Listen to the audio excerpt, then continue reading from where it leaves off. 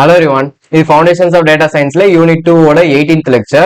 நம்ம லாஸ்ட் வீடியோல normal distribution என்னன்னு பார்த்தோம், Z ஸ்கோர்ஸ்னா என்னன்னு பார்த்தோம். இப்போ அதுல ப்ராப்ளம்ஸ் பார்க்கலாம்.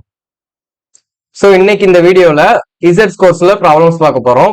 அதாவது நமக்கு கொஸ்டின்ல டேட்டா கொடுத்துருவாங்க, அதை கொடுத்துட்டு Z ஸ்கோர் கண்டுபிடிக்க சொல்லியிருப்பாங்க. அது எப்படி கண்டுபிடிக்கலாம்னு பார்க்க போறோம். ஸோ நமக்கு ஆல்ரெடி லாஸ்ட் இயர்ல கேட்ட கொஸ்டின் தான் 6 மார்க்ஸ்ல கேட்டிருக்காங்க.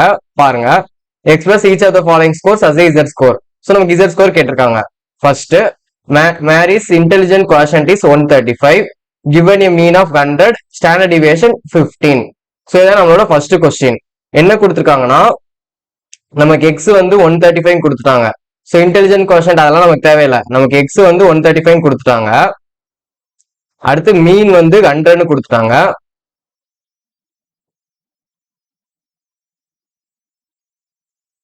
அடுத்து ஸ்டாண்டர்ட் டிவியேஷன் 15 கொடுத்துருக்காங்க. ஸோ இந்த 3 வேல்யூ கொடுத்துட்டாங்க.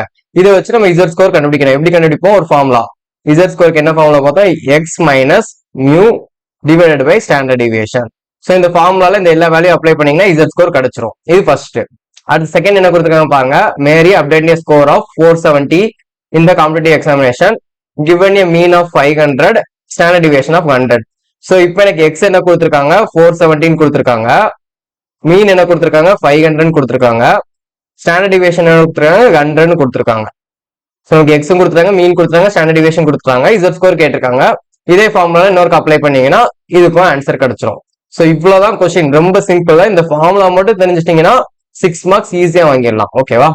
ஸோ பாருங்க, ஃபர்ஸ்ட் கொஸ்டின் இஸ் எக்ஸ் என்ன கொடுத்தாங்க 135, மியூ 100 கொடுத்துருக்காங்க, ஸ்டாண்டர்ட் டிவியேஷன் 15 கொடுத்துருக்காங்க. அதை இந்த ஃபார்முலால அப்ளை பண்ண போறீங்க. Z equal to x minus mu divided by standard deviation. So 135 minus 100 divide by 15 வருது.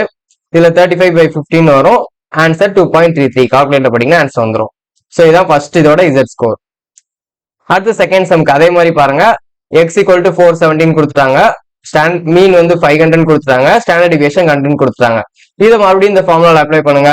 Z equal to x minus mu divide by standard deviation.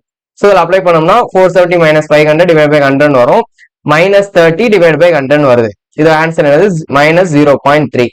இதான் இதோட Z ஸ்கோர். ரொம்ப சிம்பிளா முடிஞ்சா. ஃபர்ஸ்ட் நீங்க கொஸ்டின்ல இருக்கிறத பார்த்து பொறுமையா எழுதணும்.